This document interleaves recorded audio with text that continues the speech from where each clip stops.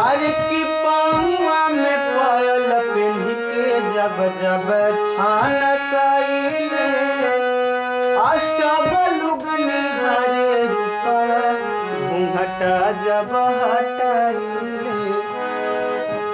आर की पाहुआ में पायल पेन्ह के जब जब छान कइले सब लुगनी हरे रूपवा घूंघटा जब हटाइले।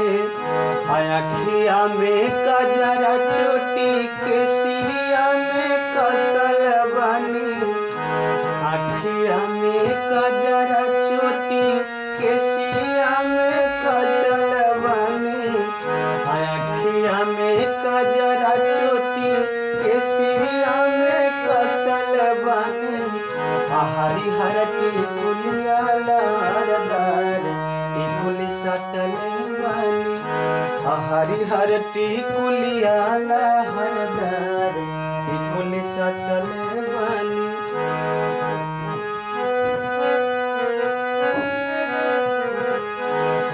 हिर टिकुलिया पर 3 जना के रखल बनी हिर टिकुलिया पर 3 जना के रखल बनी।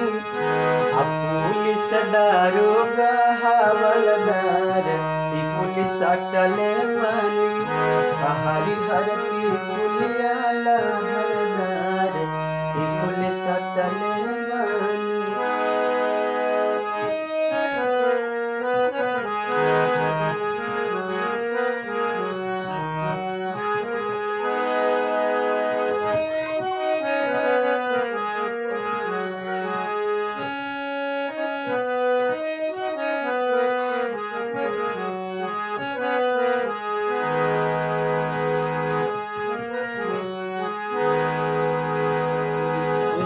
काले काले लंबे लंबे हर नागिन से बाल रे की अखियों से गोले मारे लड़की कमाल रे की अखियों से गोले मारे।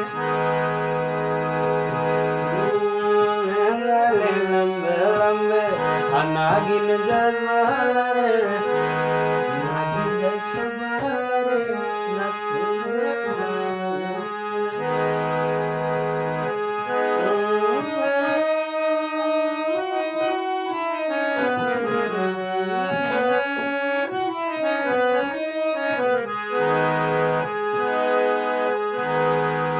हाय राम कुड़ियों पे डाले दाना हाय राम कुड़ियों पे डाले दाना